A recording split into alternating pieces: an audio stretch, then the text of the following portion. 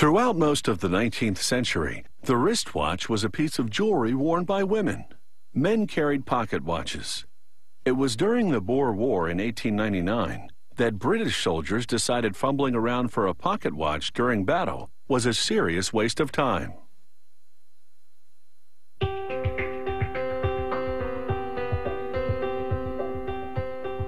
The tools of the trade haven't changed much since pocket watches ruled the day. In this Swiss workshop, the mechanisms are meticulously handcrafted, just like they were centuries ago. The watchmaker starts by polishing parts to a mirror finish. He mixes lavender and almond oils with a diamond paste. He extracts a part called the cage from its storage solution, sets it in the paste, and polishes it against a zinc block.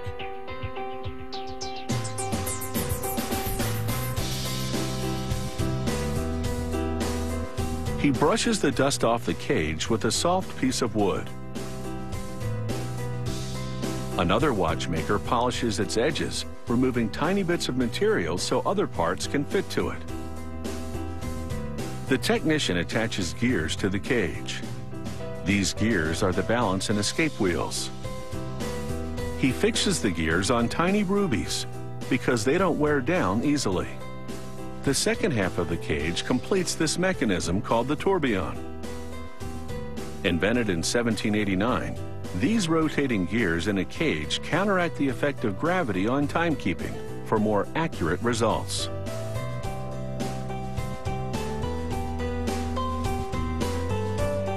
The watchmaker now magnifies the assembly and projects the image onto a screen to confirm that the gears and levers are interacting correctly. Next, he secures a wound-up spring in a barrel. This is the main spring that powers the gears of the watch. He dips a pin in some grease and uses it to lubricate the spring. Then he caps the mainspring with a cover and tamps it down with a special tool. He carefully positions the barrel in its slot on the main plate.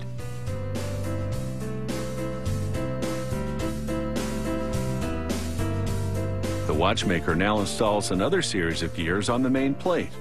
They'll transfer power from the spring to the tourbillon.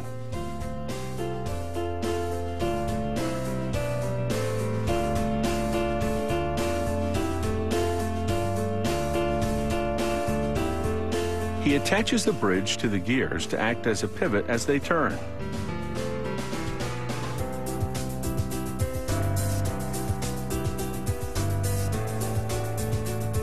Another spot of grease keeps these wheels turning efficiently. With the spring barrel and its transmission gears assembled, production now reaches a critical moment. He places the mechanism in a holder that makes it easier to install the tourbillon.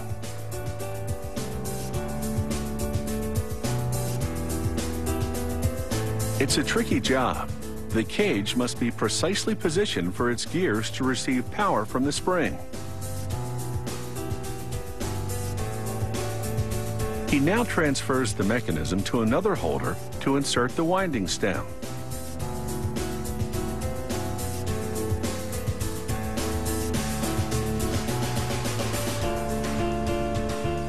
Next, he engraves a circular pattern onto a bridge plate. This high-end finish is called perlage.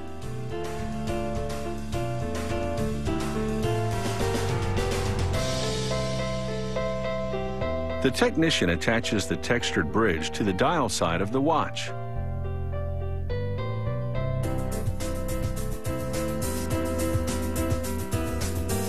He assembles more gears and a numbered wheel to the bridge. These gears will provide the date information for this timepiece. Another bridge secures the gears that lead to the date wheel. He fastens it with tiny screws. He slides the second date wheel onto its axle and checks the setting mechanism. We'll have the up-to-the-minute details as this watch gets a beautiful face.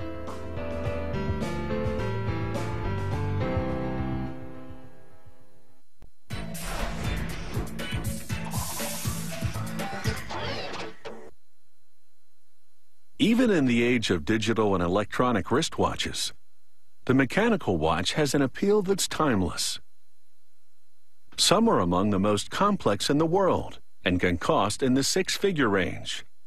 At that price, time is truly a luxury.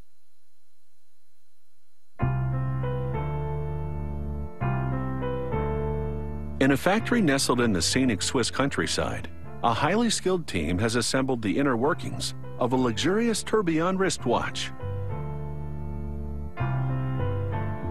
Now, a watchmaker fits the handcrafted face onto the mechanisms.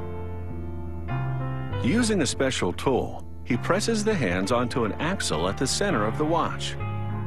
This enables him to set the time and date.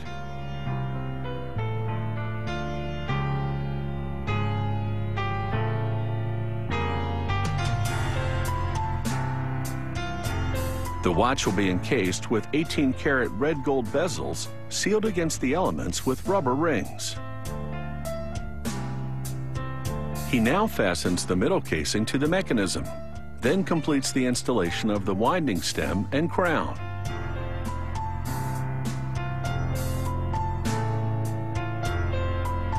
The watchmaker lubricates the bridge for the auto winding system, then engraves a parallel ribbed pattern onto it.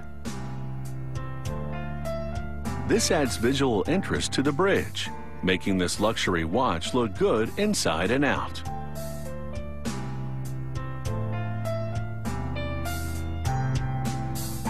After the bridge has been set with jewels, it's ready to be installed at the center of the watch, where its jewels will keep parts from rubbing against each other, causing wear and tear.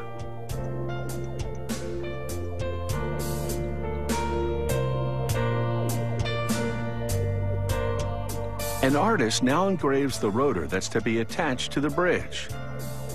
It's this part that will automatically wind the watch. It's a signature piece that can reflect the customer's individual taste.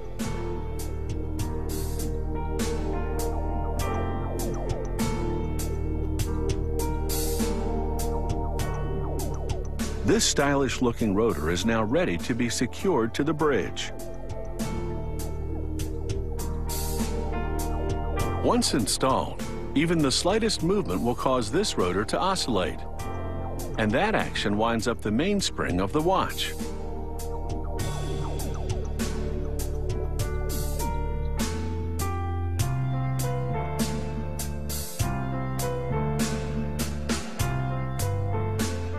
The watchmaker now shields this timepiece with a glass dome and then vacuums dust from the next gold bezel. He carefully cleans this clear sapphire window because even the tiniest speck of dirt could cause the watch to fail. He snaps the front bezel onto the watch. Then, using a special device, he presses the bezel to secure it.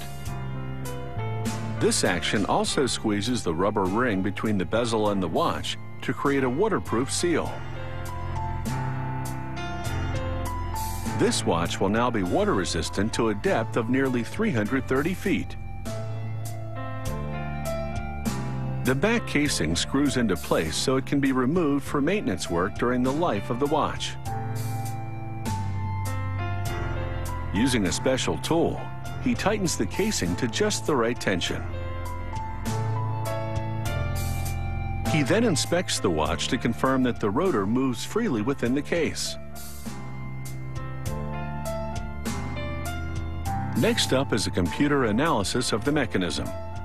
A device holds the watch and simulates wrist movements, while the computer evaluates its accuracy.